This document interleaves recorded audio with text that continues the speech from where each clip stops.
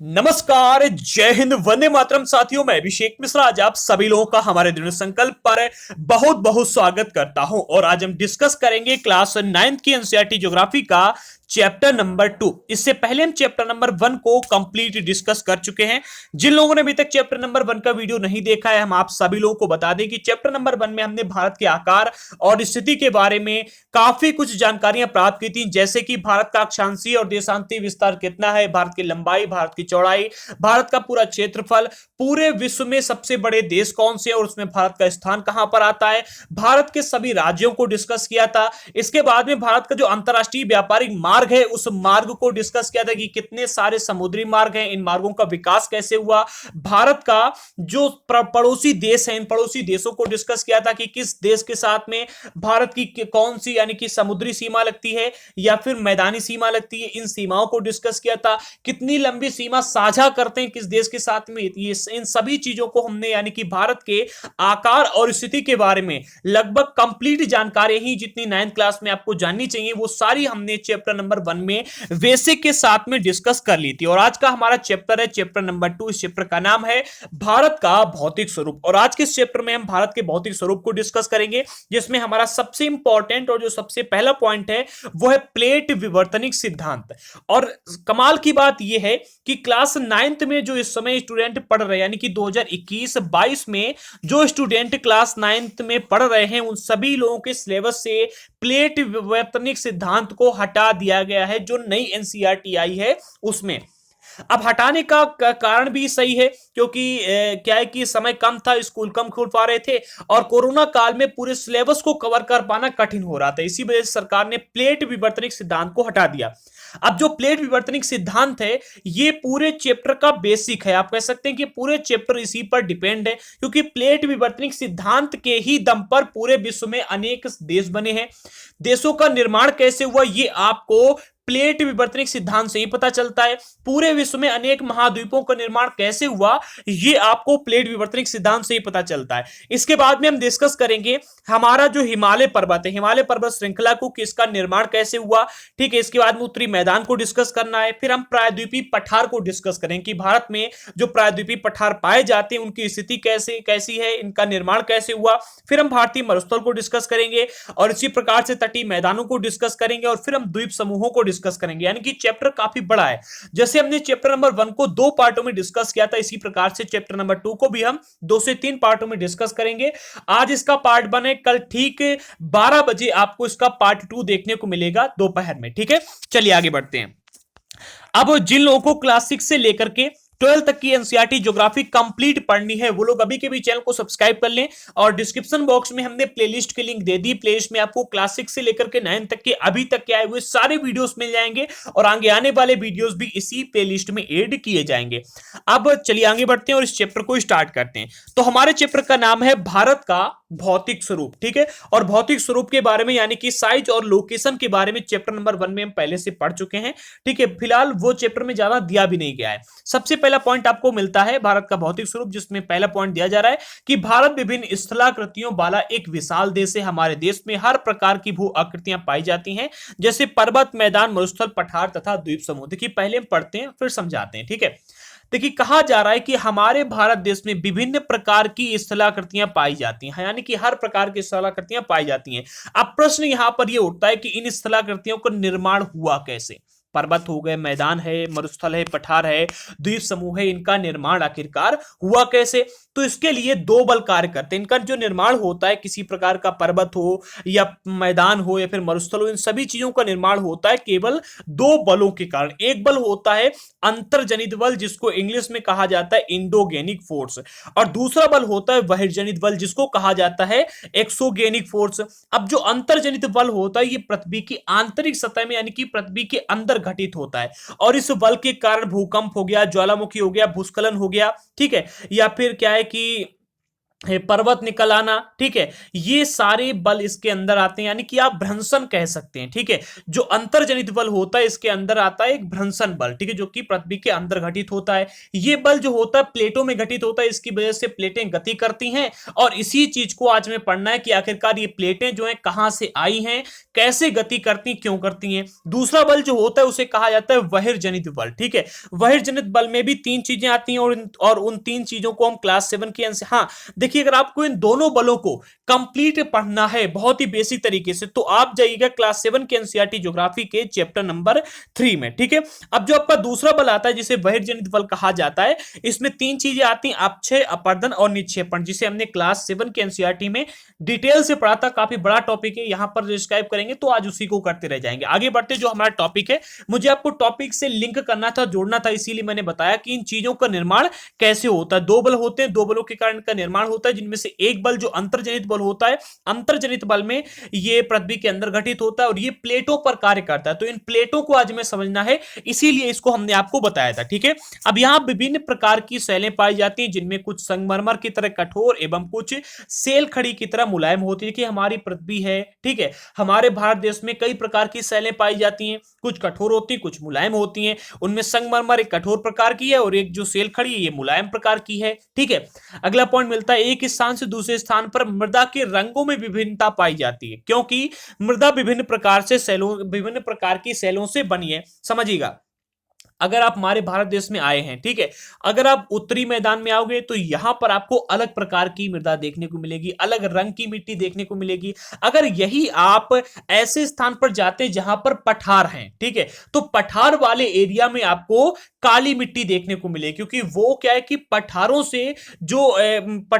से क्या है कि लंबे टाइम तक पहले वहां पर भूकंप आया, सॉरी ज्वालामुखी आया, ज्वालामुखी से लावा निकला, लावा से क्या हुआ, लावा होता है काला काला, ठीक है, लावा से पठार बने और पठारों के जो काली मिट्टी वहां से आई थी, ठीक है, उससे वहां पर मिट्टी बनी है, तो वहां पर काली मिट्टी है। तो हमारे देश में अगर आप आएंगे तो अलग अलग प्रकार के रंगों की मिट्टी में भी आपको भिन्नता देखने को मिलेगी। इनमें से अधिकतर भिन्नताएं सेलों के निर्माण में विभिन्नता के कारण है। जो भी विविधताएं आपको देखने को मिलती हैं मृदा के रंगों में, ये सारी भिन्नताएं जो होती है सेलों के निर्माण में भिन्नता के कारण होती हैं। इस टॉपिक को भी हम पार्ट 1 में चैप्टर नंबर 1 में डिस्कस किया था। अगला पॉइंट मिलता है, एक मिनट, अगला पॉइंट मिलता है विभिन्न स्थलाकृतियों के कारण, यानी कि हमारे देश में या फिर हमारे पूरे विश्व में जो विभिन्न प्रकार की स्थलाकृतियां पाई जाती हैं, जैसे कहीं पर पहाड़ है, कहीं पर मैदान है, कहीं पर पठार है, आखिरकार इनके प्रमुख कारण क्या होता है, इस चीज को यहां पर समझिएगा। भारत एक विशाल भूभाग, यानी कि हमारा देश एक काफी बड़ा देश है। भारत का क्षेत्रफल कितना है, जल्दी से कमेंट बॉक्स में बताइएगा। हमने चैप्टर नंबर 1 में कंप्लीट आपको बताया था, ठीक है, अगर याद है तो बताइएगा।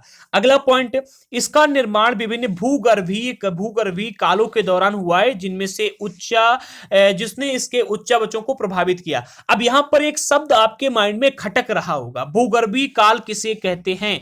खटक रहा कि नहीं खटक रहा, बताइएगा। जी हां, देखिए, खटक रहा का अर्थ है, यहां जो भूगर्भीय काल है इसका अर्थ होता है जियोलॉजिकल पीरियड, ठीक है, जियोलॉजिकल पीरियड इसे इंग्लिश में कहते हैं। जो भूगर्भीय काल होते हैं ये एक काल कई करोड़ों वर्षों के होते हैं, जैसे कि आपने सुना होगा क्रिटेशियस युग के बारे में, परमेनियन युग के बारे में। तो एक भूगर्भीय काल जो होता है कई करोड़ सालों का होता है, 1 2 3 4 5 करोड़ साल का हो गया।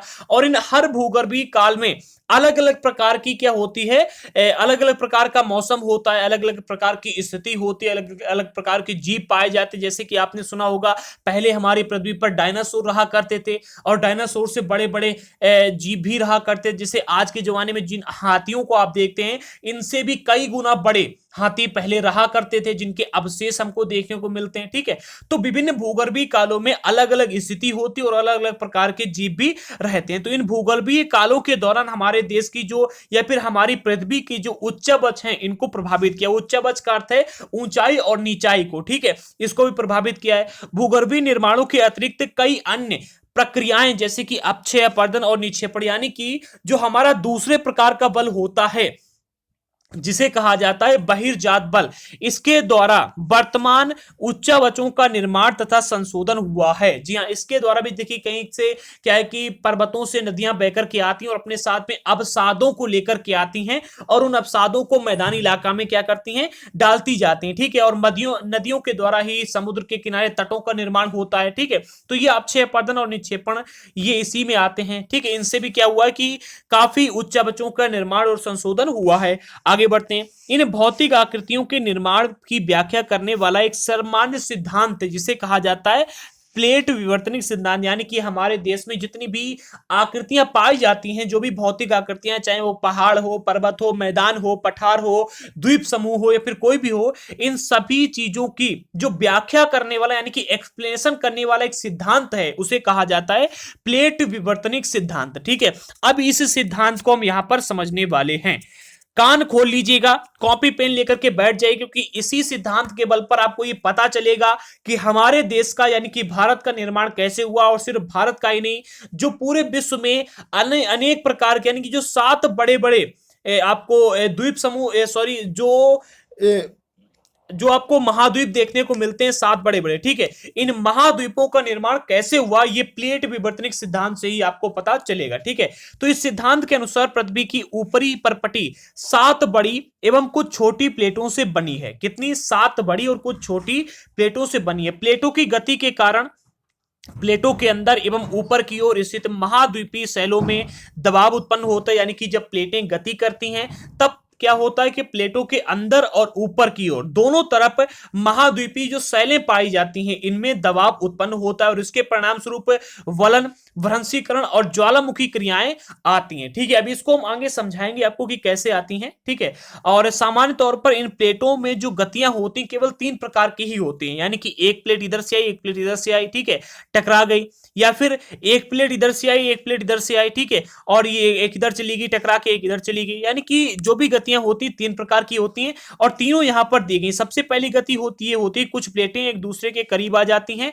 और अभिसारित हो जाती है। अभिसारित का अर्थ होता है एक प्लेट इधर से आई और एक प्लेट इधर से आई, ठीक है, और दोनों आपस में टकरा गई। ठीक है, और जब टकराई तो एक प्लेट दूसरी प्लेट के ऊपर चढ़ गई और यहां पर एक पर्वत का निर्माण कर दिया। ठीक है, एक ये हो गई आपकी। जो दूसरी आती, कुछ प्लेटें एक दूसरे से दूर हो जाती, क्या होता है, से दूर जाती, इसे अपसारित परिसीमन कहा जाता है। यानी कि एक प्लेट इधर से आई और एक प्लेट इधर से आई और टकरा करके वापस लौट गई। ठीक है, टकरा कर लौट गई, इसे कहा जाता है अपसारित परिसीमन। लेकिन अधिकतर जो देखी जाती है, अधिकतर जो भी प्लेटें टकराती हैं, टकराने के बाद में अभिसारित परिसीमन का ही निर्माण होता है, यानी कि पर्वतों का ही निर्माण अधिकतर होता है। ठीक है, अब जो तीसरी स्थिति बनती है, ठीक है, वो क्या बनती है? तीसरी स्थिति में जब 2 प्लेट एक दूसरे के करीब आती हैं, या तो वे टकराकर टूट जाती हैं, ठीक है, या केवल क्या होता है कि प्लेटें फिसलकर एक दूसरे के ऊपर चढ़ जाती हैं। यानी कि एक प्लेट दूसरे प्लेट के ऊपर चढ़ गई और पर्वत का निर्माण कर दिया।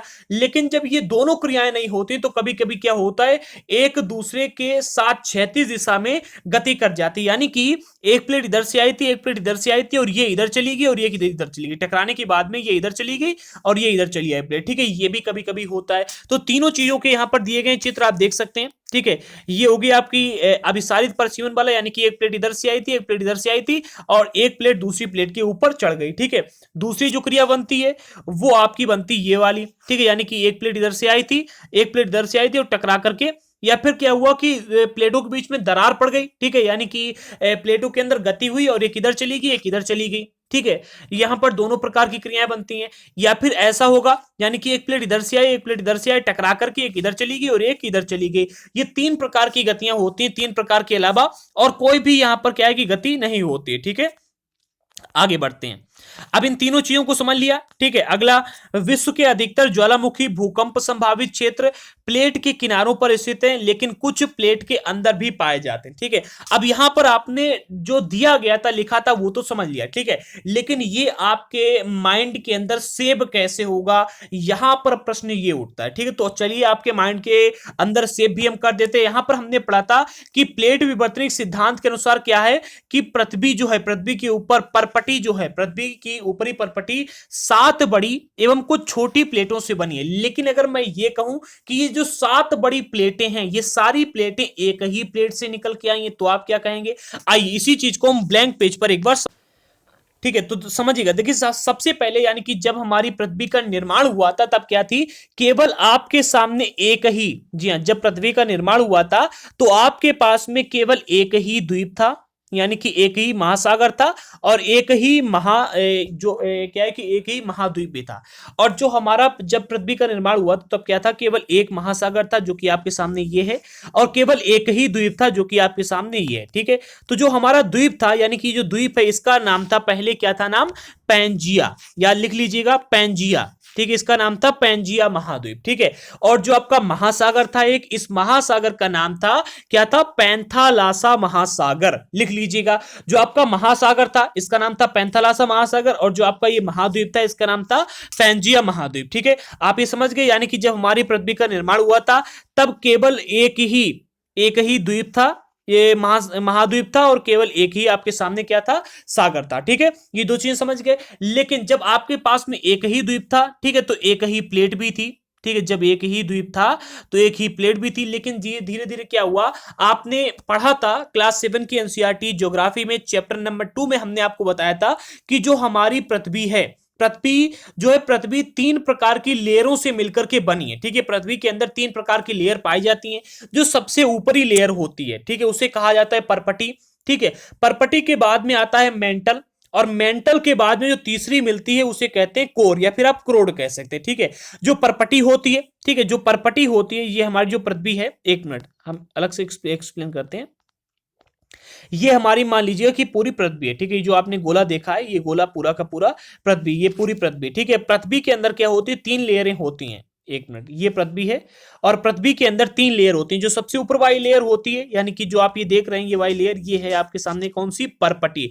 और जो परपटी होती है, परपटी की मोटाई होती है 35 किलोमीटर। कितनी होती है, 35 किलोमीटर। तो आपकी ये परपटी ऊपर वाली निकल गई 35 किलोमीटर की। ठीक है, अब परपटी के बाद में बीच में जो आता है, परपटी के बाद में आपके सामने एक और आती है जिसे कहा जाता है मेंटल। ठीक है, क्या कहा जाता है, मेंटल। हाँ, एक चीज और, जो परपटी होती है, परपटी की मोटाई समुद्र और जो आपका भूभाग है, समुद्री भाग और जो आपका भूभाग है, दोनों जगह पर अलग अलग होती है।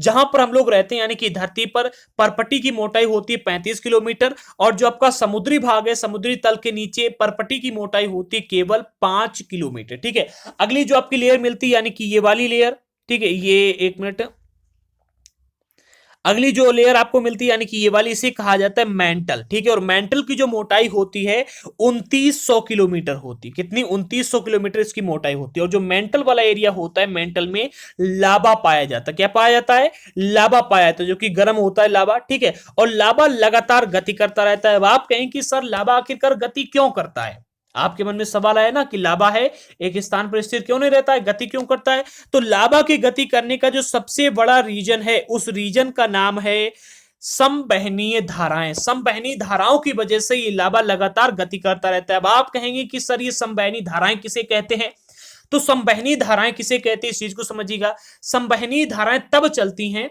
जैसे कि आपने समुद्र पर देखा, समुद्र में लहरें क्यों चलती हैं, जानते हो, समुद्र में लहरें चलती हैं ताप और दाब के कारण।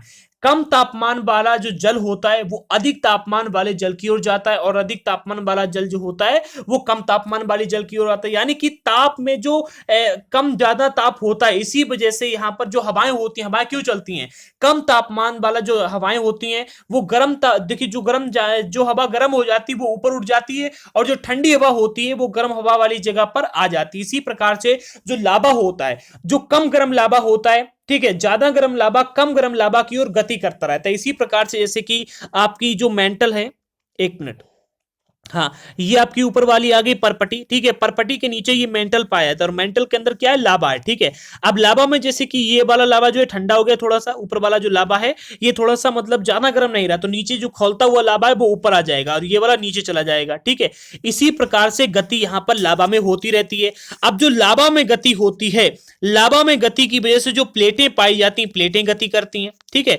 और इसके जो मेंटल होती है, मेंटल के बाद में जो सबसे अंदर वाली लेयर होती है उसे कहा जाता है क्या, कोर, या फिर आप क्रोड कह सकते हैं। ठीक है, कोर सबसे अंदर पाई जाती है। तो इस चीज को आप समझ गए, यानी कि जो मेंटल होती है, मेंटल के अंदर लावा पाया जाता है, और जो लावा होता है ये लगातार गति करता रहता है। ठीक है, तो ये आपकी हो गई पृथ्वी जो स्टार्टिंग में बनी थी, और पृथ्वी के अंदर का द्वीप समूह, ठीक है, सॉरी महाद्वीप, एक मिनट, पृथ्वी के अंदर का ये आपके पास में महाद्वीप आ गया, जो स्टार्टिंग में बना था केवल एक ही महाद्वीप था, ठीक है। लेकिन जैसे जैसे पृथ्वी की परपटी के नीचे लावा ने गति की, ठीक है, गति करने की वजह से क्या हुआ, ये जो आपके सामने एक ही प्लेट पहले थी, एक ही महाद्वीप था, इसका विभाजन हो गया, यानी कि ये एक ही प्लेट टूट करके दो भागों में डिवाइड हो गए, बट गए। अब जब ये दो भागों में डिवाइड हुई तो ऊपर वाली प्लेट का नाम दिया गया यूरेशिया, या फिर आप अंगारा भूमि कह सकते हैं। ये यूरेशियन प्लेट होगी जिसे अंगारा भूमि या फिर यूरेशिया कहा गया, ठीक है। अब जो नीचे वाली प्लेट थी इसको नाम दिया गया गोंडवाना भूमि, ठीक है। और हमारा भारत देश गोंडवाना भूमि का ही एक हिस्सा है, ठीक है। ये चीज आप समझ गए, ये प्लेट विवर्तनिक सिद्धांत के ही अंदर आता है, ठीक है। ये जो आपका इलाका था ये कौन सा आ गया, नीचे वाला, इसे गोंडवाना भूमि कहा गया और इसको कहा गया यूरेशिया या फिर यूरेशियन प्लेट आप कहेंगे। तो एक प्लेट थी जो दो प्लेटों में डिवाइड हो गई। अब जो आपके सामने दो प्लेटें आई, ठीक है, अब इसको एक को हम रख लेते हैं, एक मिनट, ये आपके पास में एक प्लेट थी जो कि दो प्लेटों में यानी कि दो भागों में डिवाइड हो गई, ठीक है, दो भागों में डिवाइड हो गई। हाँ, जो महासागर था, ठीक है, महासागर पहले जो था इसके बीच से भी एक महासागर गुजरा, ठीक है, क्योंकि जब ये प्लेट दो भागों में डिवाइड हुई तो ये उधर बहने लगी और ये इधर बहने लगी, तो बीच में पानी भर गया। जब पानी भरा तो बीच में एक महासागर आ गया, इस महासागर को नाम दिया गया था क्या जानते हो, इसको नाम दिया गया था टेथिस महासागर, ठीक है। तो महासागर को हम बाद में डिस्कस करेंगे। अभी जो प्लेटें डिवाइड हुई थी इन प्लेटों को डिस्कस करते हैं, ठीक है। दो भागों में प्लेटें डिवाइड हुई। अब जो ऊपर वाली प्लेट थी इसके अंदर भी भाई ऊपर क्या थी, ऊपर थी परपटी और नीचे था मेंटल, और मेंटल के अंदर लावा यहां पर लगातार गति कर रहा था। तो लावा जो गति कर रहा था उसकी वजह से इस प्लेट में भी दरार पड़ी और ये प्लेट भी दो भागों में डिवाइड हो गई। इधर वाली जी ऐसे दो भागों में डिवाइड हो गई।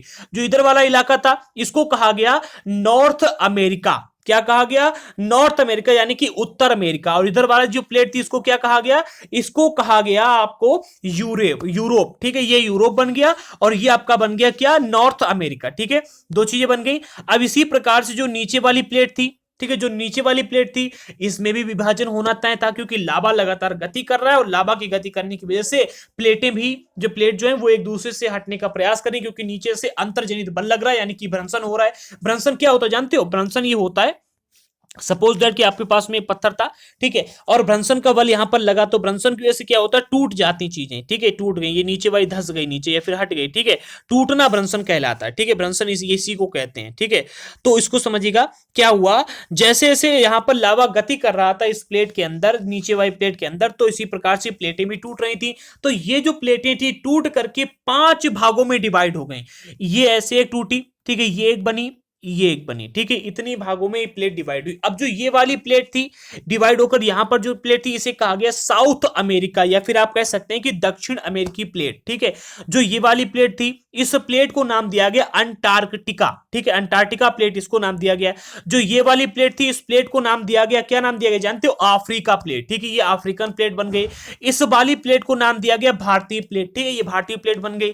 इस वाली प्लेट को नाम दिया गया ऑस्ट्रेलियन प्लेट, ठीक है, यानी इसको नाम दिया गया ऑस्ट्रेलिया प्लेट, तो ये ऑस्ट्रेलिया बन गया। तो इतने 7 महाद्वीप जो आपके सामने, ये आपका साउथ अमेरिका है, ठीक है, या फिर आप इसको कह सकते हैं कि उत्तर अमेरिका। ये आपका क्या आ गया, ये आपका यूरोप आ गया, ठीक है, ये यूरोप है, ये साउथ अमेरिका, ये आपका क्या है कि साउथ अमेरिका, सॉरी ये नॉर्थ अमेरिका, हाँ ये नॉर्थ अमेरिका, नॉर्थ, ठीक है, ये नॉर्थ अमेरिका है, ये साउथ अमेरिका, ये साउथ अमेरिका, ठीक है, ये साउथ अमेरिका है। ये आपके आ गया अंटार्कटिका, ये आपका आ गया क्या, कहते हैं इसे कहते हैं अफ्रीका, ठीक है, ये अफ्रीका, ये यूरोप है, ये भारत है और ये ऑस्ट्रेलिया, ठीक है। इतनी प्लेटों में डिवाइड हो गई जो कि आज हमारे सामने उपलब्ध है, ठीक है।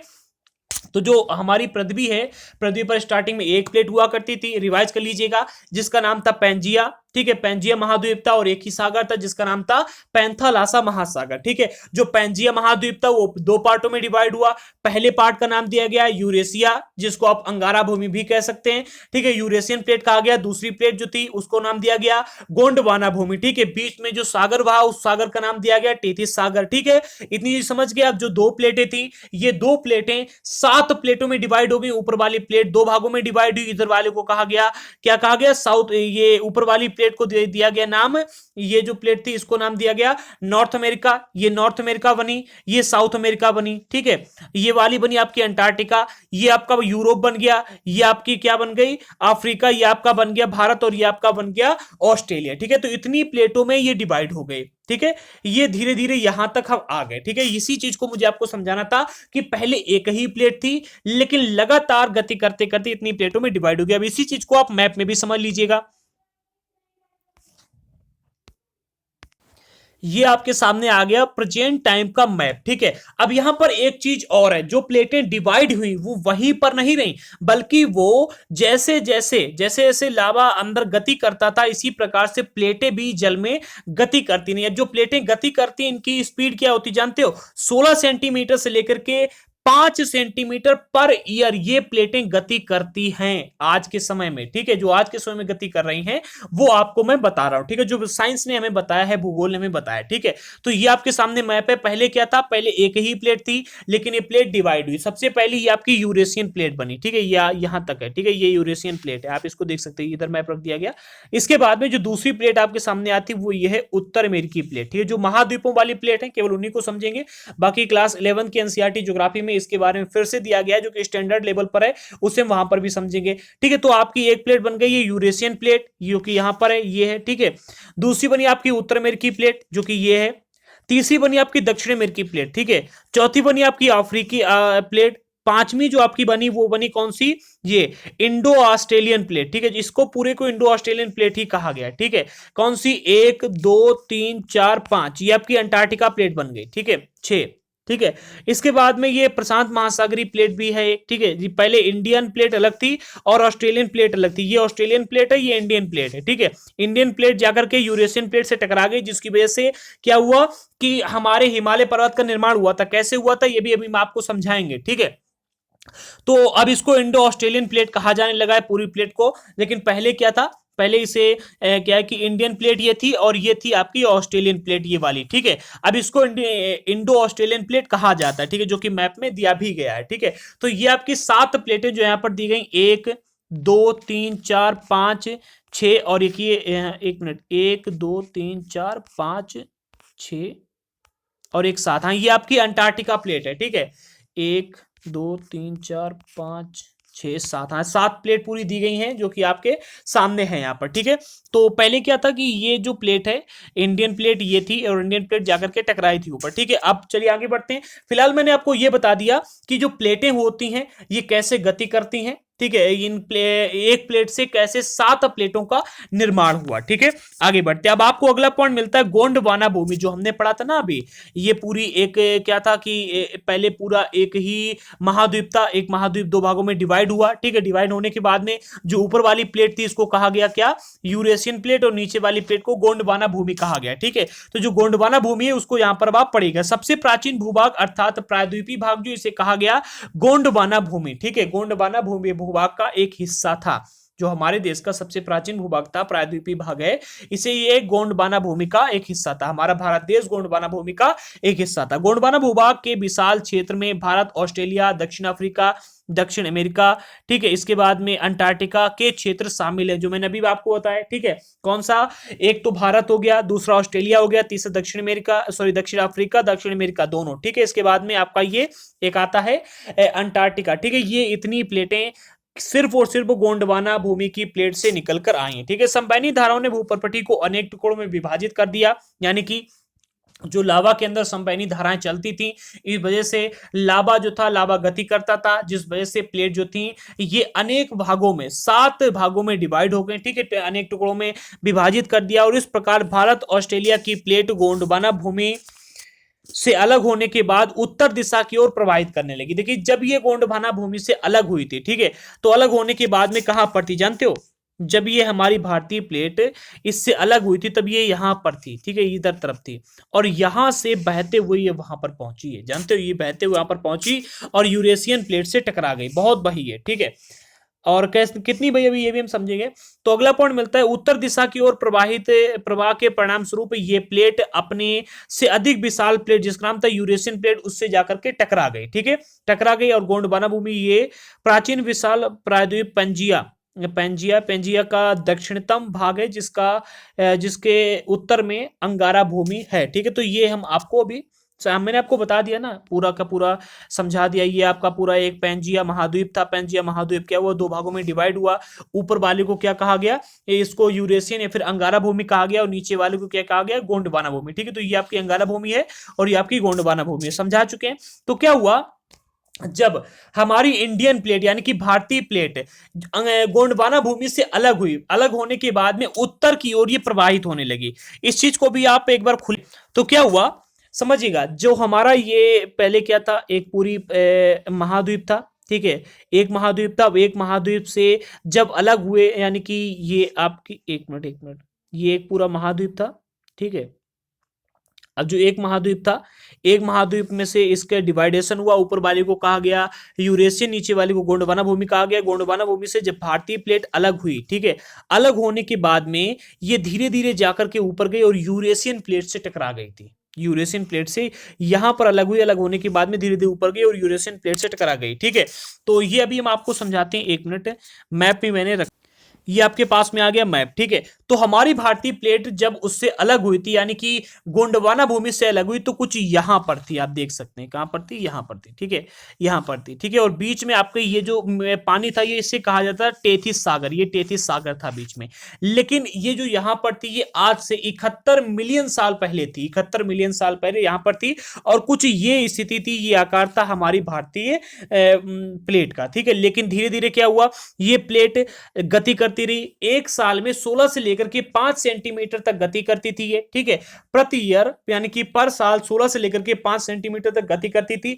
और 71 मिलियन सालों में गति करती हुई और घूमती हुई ये प्लेट आई, और यहां पर किससे, ये ऊपर वाली जो इलाका था, यानी कि यूरेशियन प्लेट से आकर के टकरा गई। ठीक है, यूरेशियन प्लेट से आकर के टकरा गई, और टकराने के बाद में इस यहां पर क्या है कि हिमालय पर्वत का निर्माण हुआ था। ठीक है, अब कैसे हुआ निर्माण, इस चीज को यहां पर एक्सप्लेनेशन में समझिएगा। इस टकराव के कारण, हाँ, जो यहां पर ये दिया गया है कि उत्तर दिशा की ओर प्रवाह के परिणाम स्वरूप ये प्लेट अपने से अधिक विशाल प्लेट यूरेशियन प्लेट से आकर के टकरा गई। ठीक है, टकराई, इसके बाद में क्या हुआ, एक टेथिस सागर, जो कि मैंने आपको बताया था। ठीक है, जब यूरेशियन प्लेट और गोंडवाना भूमि एक दूसरे से अलग हुए, यानी कि जो हमारा सबसे पहले एक ही महाद्वीप था वो दो भागों में डिवाइड हुआ, तो बीच में एक सागर का निर्माण हुआ था। उस सागर को नाम दिया गया था टेथिस सागर। ठीक है, तो क्या हुआ, इस टेथिस सागर के बारे में पढ़िएगा। इस टकराव के परिणाम स्वरूप, यानी कि जब भारतीय प्लेट यूरेशियन प्लेट से टकराई, ठीक है, उसके परिणाम स्वरूप क्या हुआ, इन दोनों प्लेटों के बीच स्थित टेथिस सागर भू अभिनीत के अपसादी चट्टान वलित होकर हिमालय तथा पश्चिमी एशिया के पर्वत श्रृंखला के रूप में विकसित हो गए। अब समझिए क्या हुआ, देखिए जो सागर था, ठीक है, एक मिनट ऐसे समझिएगा, ये आपकी हो गई पूरी पृथ्वी। ठीक है, ये होगी आपकी दोनों प्लेटें। ठीक है, दोनों प्लेटों के अंदर, मतलब पहली एक जो प्लेट थी वो, ठीक है, एक प्लेट के अंदर आपका ये हो गया डिवाइडेशन। ठीक है, जब डिवाइडेशन हुआ तो बीच में टेथिस सागर का निर्माण हुआ। जब निर्माण हुआ तो भाई पानी तो पहले भी बरसता था, पानी पहले बरसता था, नदियां भी पहले थी। तो भाई इस प्लेट पर और इस प्लेट पर जितना भी पानी बरसता था, और आप सभी को पता है कि ये पानी बहकर के आज नहीं तो कल समुद्र में ही मिल जाएगा। ठीक है, तो ये सारा पानी बहकर के आता था और टेथिस सागर में जाकर के गिरता था, यहां से भी आता था और यहां से भी जाता था। ठीक है, जो इधर पानी बरसता था, ठीक है, जो ये पानी बहकर के समुद्र में गिरता था, तो आपको ये पता होगा, मैंने पढ़ाया है आपको, कि जो पानी बहकर के आता, जो नदियां बहकर के आती, वो अपने साथ में अवसादों को भी लेकर के आती, यानी कि मिट्टी को और काफी चीजों को बहाकर लाती हैं, जो कि समुद्र में डाल देती हैं। अब जो भी नदियां बहकर के आती थी और टेथिस सागर में अवसादों को डालती थी, तो यहां पर क्या हुआ, एक ऊंचा ऊंचा, यानी कि यहां पर अवसाद काफी सारे जमा हो गए। ठीक है, जब अवसाद जमा हो गए थे, तो यहां पर क्या है कि काफी, मतलब अवसाद जमा हो गए, नदियां आकर के अवसाद डालती रही, तो यहां पर काफी ऊंचा इलाका बन गया। तो ज्यादा ऊंचा नहीं बना था, ठीक है, मतलब यहां पर ज्यादा गहराई नहीं रहेगी। और जब भारतीय प्लेट यहां पर जो था, यहां पर अवसाद जमा थे, और जब भारतीय प्लेट आई और यूरेशियन प्लेट से टकराई, तो जो अवसाद यहां पर जमा था, जो पानी था सागर के ऊपर, पानी तो इधर बह गया और इधर चला गया। ठीक है, पानी का क्या हुआ, कुछ पानी इधर चला गया और कुछ पानी इधर चला गया, लेकिन जो अवसाद थे वो अभिनीत हो गए। वो क्या हुआ, वो बलित होकर के, यानी कि ऊपर उठ करके एक क्या हुआ, पर्वत श्रृंखला के रूप में सामने आया, जिस पर्वत श्रृंखला को नाम दिया गया हिमालय पर्वत श्रृंखला। ठीक है, यानी कि ये यहां से गई, ये बीच में आपके सामने 33 सागर था, ये भारतीय प्लेट गई टकराती हुई, मतलब बहती हुई वहां गई और जाकर के क्या हुआ, इससे टकराई। और जब टकराई तो बीच में जो अवसाद था, नदियां अपने साथ में जो अवसाद बहा करके लाई थी, तो वो अवसाद अभिनीत हो गया, यानी कि वलित हो गया, ऊपर उठ गया और ऊपर उठ करके एक हिमालय पर्वत के रूप में, हिमालय पर्वत श्रृंखला के रूप में सामने आया। जितने बीच में टकराई, यहां से लेकर यहां तक टकराई, और आप देखते हैं कि यहां से लेकर के यहां तक, यहां पर ये हिमालय पर्वत श्रृंखला देखने को मिलती है। इस प्रकार से हिमालय पर्वत का निर्माण हुआ। ठीक है, तो वही यहां पर दिया गया, इस टकराव के कारण इन दोनों प्लेटों के बीच 33 भू अभिनीत के अवसादी, जो अवसाद थे वहां पर, वो चट्टान, अवसादी जो चट्टान थी वो बलित होकर के, यानी कि ऊपर उठ करके हिमालय तथा पश्चिम एशिया की पर्वतीय श्रृंखला के रूप में विकसित हो गए। ठीक है, अब 33 के हिमालय के रूप में ऊपर उठने तथा प्रायद्वीपीय पठार के उत्तरी किनारे के नीचे धंसने के परिणाम स्वरूप क्या हुआ, एक बहुत बड़ी द्रोणी का निर्माण हुआ। समझिएगा क्या बताया जा रहा है, 33 के हिमालय के रूप में उठने, यानी कि जो 33 सागर था, इसमें जो पड़ा हुआ अवसाद था वो हिमालय के रूप में उठने, और प्रायद्वीपीय पठार के उत्तरी किनारे के नीचे धंसने, यानी कि उत्तरी जो किनारा था इसके ये नीचे धंसा। ठीक है, और नीचे धंसने के परिणाम स्वरूप एक बहुत बड़ी द्रोणी का निर्माण हुआ। यानी कि आपने देखा, मैंने अभी आपको बताया, जब दो प्लेटें आपस में टकराती हैं तो एक चीज होती क्या होती है, एक प्लेट इधर से एक प्लेट इधर से आई, जब टकराती हैं तो एक प्लेट वाला भाग दूसरी प्लेट के ऊपर चढ़ जाता है। अब जब ये भाग ऊपर चढ़ा तो यहां पर क्या हुआ, गड्ढा पड़ गया। इसी प्रकार से जब भारतीय प्लेट जाकर के टकराई, ठीक है, तो क्या हुआ, ये वाला इलाका तो ऊपर उठ गया, ये वाला इलाका तो ऊपर उठ गया, लेकिन जो ये वाला इलाका था ये नीचे धंस गया, ये नीचे धंस गया। और धीरे धीरे क्या हुआ, जैसे पानी की बरसात हुई, ठीक है, तो बरसात वगैरह के टाइम पर क्या हुआ, जो नदियां थी, ठीक है, वो पर्वतों से बहकर के आई और अपने साथ अवसादों को लेकर के आए। ठीक है, और जब अवसादों को लेकर के आए तो उन अवसादों को इसने, उत्तर में जो धसी हुई भूमि थी, जब यहां पर दरार पड़ी, यानी कि द्रोणी का निर्माण हुआ, द्रोणी ऐसी थी, ठीक है, ऐसी भूमि थी, तो आकर के नदियां जब इसके ऊपर से बहकर के निकली तो अपने साथ जो अवसाद को लेकर के आई थी, उस अवसाद को इसमें भर दिया। और जब अवसाद को यहां पर भर दिया तो यहां पर उत्तरी मैदान का निर्माण हुआ। ठीक है, इस प्रकार से उत्तर के मैदान का निर्माण हुआ, जो आप उत्तर प्रदेश और मध्य प्रदेश हो गया, इसके बाद में बिहार हो गया, यहां पर आप देखते हैं, यहां पर उत्तर के मैदान का निर्माण इन नदियों की सहायता से कुछ इसी प्रकार से हुआ। समय के साथ साथ ये बेसिन उत्तर के पर्वतों एवं दक्षिण के प्रायद्वीपीय पठारों से बहने वाली नदियों के अवसादी निक्षेपों द्वारा धीरे धीरे भर गए। वही चीज जो मैंने अभी आपको बताया, यानी कि पर्वतों से जो नदियां बहकर के आई, उन नदियों, वो नदियां अपने साथ में अवसादों को लेकर के आई, यानी कि मिट्टी वगैरह, कंकड़ पत्थर वगैरह को लेकर के आई, और वो कंकड़ पत्थर मिट्टी वगैरह आकर के ये जो द्रोणी थी यहां पर, यानी कि जो उत्तर के इलाके में गड्ढे वगैरह पड़ गए थे, ऐसी द्रोणी पड़ गई थी, इनके ऊपर जब नदियां बहकर निकली तो अपने साथ अवसाद लाए हुई चीजों को यहां पर डालती गई और इसे मैदान के रूप में यहां पर बना दिया। ठीक है, तो अगर आपसे कोई पूछे कि भारत में मैदानों का निर्माण कैसे हुआ, तो भारत में मैदानों का निर्माण हुआ है नदियों के द्वारा। ठीक है, और सिर्फ भारत में नहीं, हर जगह पर मैदानों का निर्माण नदियों के द्वारा ही होता है। इस प्रकार जलोढ़ निक्षेपों से निर्मित एक विस्तृत समतल भूभाग भारत के उत्तरी मैदान के रूप में विकसित हो गया। तो ये था आपका चैप्टर का पहला पार्ट, जो कि हमने यहां पर डिस्कस किया। हमने आज के चैप्टर में डिस्कस किया क्या क्या, एक बार रिवाइज कर लेते हैं। तो सबसे पहले हमने डिस्कस किया किस चीज को, सबसे पहले हमने डिस्कस किया विभिन्न स्थलाकृतियों के कारण, क्या क्या कारण थे, यानी कि भारत देश में या फिर पूरे विश्व में जो भी स्थलाकृतियां बनी है केवल दो प्रकार के बलों से बनी है। एक बल आपके सामने आता है अंतर्जनित बल, जो कि पृथ्वी की आंतरिक सतह में घटित होता है। दूसरा बल आपके सामने आता है बहिर्जनित बल, जो कि पृथ्वी की बाहरी सतह में घटित होता है। बहिर्जनित बल में तीन चीजें आती हैं, अपक्षेपण और निक्षेपण। ठीक है, और जो अंतर्जनित बल होता है उसमें क्या होता है, उसमें लावा गति करता है, और लावा गति करता है इस वजह से क्या होता है, प्लेटों में गति आती है, और प्लेटों में गति आती है इस वजह से जो प्लेटें होती हैं उसमें कहीं पर भूकंप आता है। ठीक है, और तो प्लेटें कहीं पर टूट जाती हैं, कहीं पर टूटती है तो कहीं पर जाकर टकराती हैं। इससे क्या होता है, पृथ्वी की ऊपरी सतह पर क्या होता है कि थोड़ा थोड़ा सा मतलब अंतर आता है। एक लाइन जो कि आपको थोड़ा सा कंफ्यूज करे होगी, मैंने इसे कम एक्सप्लेन किया था, ये वाला, विश्व के अधिकतर ज्वालामुखी भूकंप संभावित क्षेत्र प्लेटों के किनारे पर स्थित है, प्लेट के किनारों पर स्थित है, लेकिन कुछ प्लेट के अंदर भी पाए जाते हैं। ठीक है, इस लाइन को भी समझ लीजिएगा। कहा जा रहा है कि जितने भी ज्वालामुखी संभावित क्षेत्र होते हैं, ठीक है, जितने भी भूकंप संभावित क्षेत्र हैं, ये सारे क्षेत्र, लगभग ज्यादातर क्षेत्र होते हैं प्लेटों के किनारों पर स्थित होते हैं। आखिरकार ऐसा क्यों है जानते हो? ऐसा इसलिए है क्योंकि प्लेटों के किनारों पर लावा जो होता है वो तेजी से गति कर लेता है, क्योंकि प्लेट वहां से टूट कर आती है, और जब प्लेटें गति करती हैं तो उसमें हलचल भी होती है, ठीक है, और हलचल होने की वजह से वहां पर ज्वालामुखी भूकंप वगैरह आते हैं, ठीक है। अगर आप अब भारत में भी देखोगे तो भारत का जो ये वाला इलाका, ऐसे भारत है, तो ऊपर वाला जो इलाका, यहां पर आपको क्या देखने को मिलेंगे, यहां पर आपको हिमालय पर्वत श्रृंखला यानी कि ऊंचा भाग देखने को मिलेगा, और यहां पर आपको जो देखने को मिलता है इसे कहते हैं क्या, जो ये वाला इलाका, यहां पर आपको पठार देखने को मिलते हैं, भारत का प्रायद्वीपीय पठार देखने को मिलता है, ठीक है। तो यहां पर क्या हुआ, जब प्लेट जो थी हमारी भारतीय प्लेट गति कर रही थी और यूरेशियन प्लेट से टकराने के लिए आ रही थी 71 मिलियन साल पहले, तो इस गति के दौरान अनेक यहां पर ज्वालामुखी फूटे थे, और इन ज्वालामुखी फूटने की वजह से यहां पर क्या हुआ था कि यहां पर क्या हुआ था कि यहां पर पठारों का निर्माण हुआ, ज्वालामुखी से ही पठारों का निर्माण होता है, ठीक है। और इसी प्रकार से भूकंप भी आते रहते, ठीक है। तो जितने भी भूकंप संभावित क्षेत्र होते हैं, ज्वालामुखी होती हैं, ये लगभग ज्यादातर जो होते हैं प्लेटों के किनारों पर ही स्थित होते हैं, ठीक है। तो ये चीज आई थिंक कि आपको समझ में आ गई होगी। ऐसा नहीं कि प्लेटों के अंदर नहीं होते, प्लेटों के अंदर भी होते, लेकिन अधिकतम जो होते हैं ये प्लेटों के किनारों पर ही होते हैं, ठीक है। तो ये चीज आज आपने डिस्कस कर ली। अब जो आपका इसका दूसरा पार्ट आएगा, हाँ, प्लेट विवर्तनिक सिद्धांत भी आपने पढ़ लिया, प्लेट विवर्तनिक सिद्धांत, ठीक है।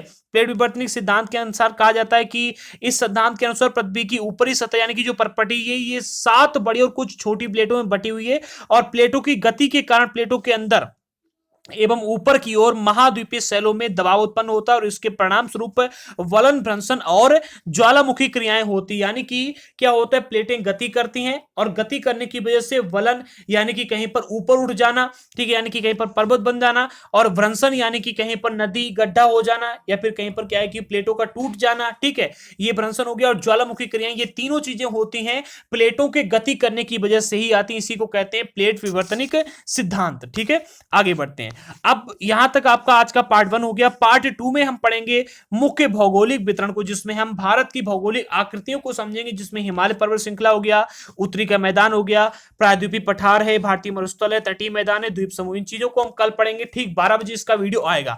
तो मिलते हैं अगले वीडियो के साथ में, तब तक के लिए जय हिंद साथियों।